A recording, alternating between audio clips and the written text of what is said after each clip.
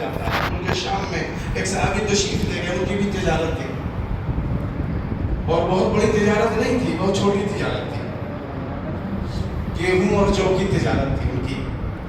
اللہ اکبر! آپ غور فرمائیں، صحابہ کی زندگیاں دودھ کی طرح صاف تھی۔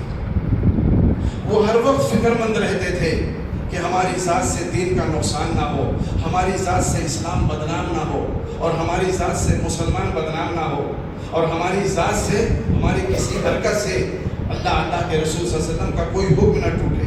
آج تو ہمیں سنتوں سے نفرت ہے، علیہ باللہ، اور فیشن سے محبت ہے۔ سر سے لے کے پیر تک آج کا نوجوان فیشن میں جکڑا ہوا ہے، سنتوں پہ چلنے میں شرم محسوس کرتا ہے۔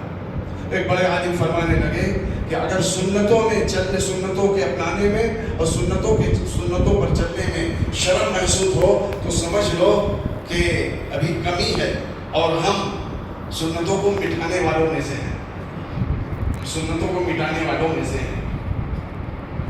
وہ صحابی گیہوں اور جو کی تجارت تھی۔ واقعے میں لکھا ہے کہ اس بیچ میں روڈ تھا، سڑک تھی، سڑک کے اس جانب صحابی رسول صلی اللہ علیہ وسلم وہ دکان لگاتے تھے، سڑک کے دوسری جانب ایک عیسائی کرسچین تو وہ دکان لگاتا تھا، وہی اس کے پاس بھی سامان تھا، گیہوں اور جو یہی ان کے پاس بھی تھا۔ دونوں نے ایک دن دکان شروع کی، بیٹھے دکان پہ، ایک عیسائی آیا، کرسچن آیا۔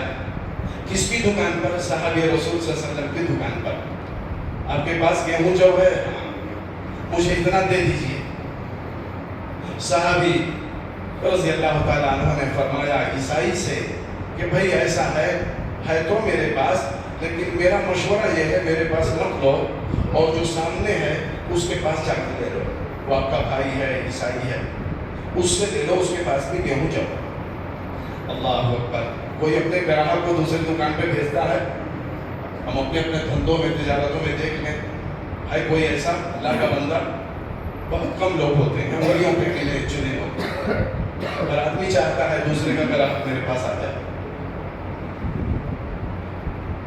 تو وہ کہنے لگا کہ جب آپ کے پاس ہے تو آپ مجھے کیوں وہاں بھیج رہے ہیں؟ عیسائی صحابی رضی اللہ عنہ نے فرمایا اس عیسائی سے، فرمایا اس لیے بھیج رہا ہوں کہ ہم دونوں دکاندار ایک ساتھ دکان کھولتے ہیں، ایک ساتھ شام کو بند کرتے ہیں، تو دونوں نے ایک ساتھ دکان کھولی ہے، لیکن میری اتنی بکری ہو گئی ہے، اتنا میں نے بیچ لیا ہے، اتنا نفع ہو گیا ہے کہ آج کے لیے میرے بچوں کے لیے کافی ہے، گزارا ہو جائے گا۔ لیکن اس غریب کا صبح سے لے کے اب تک کچھ بکا نہیں ہے، اس کی کچھ بکری نہیں ہوئی ہے، اس کے بچے کیا کھائیں؟ اس کے بچوں کا بھی تو انتظام ہونا چاہیے، آپ وہاں جا کے دے دو۔ اللہ اکبر! دین و نصیحہ، دین خیر خواہی کا نام ہے، دین بھلائی کا نام ہے، دین بھائی چارگی کا نام ہے۔ دین دشمنی نہیں سکھاتا، دین ہمدردی سکھاتا، دین محبت سکھاتا ہے۔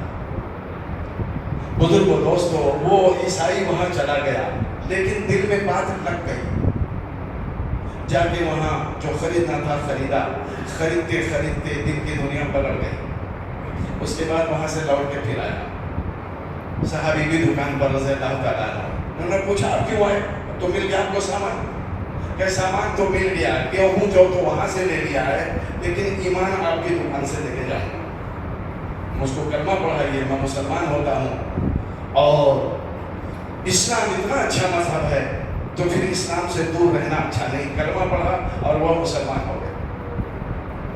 تجارت سے اسلام پھیل رہا ہے۔ آج ہماری دعوت و عبادت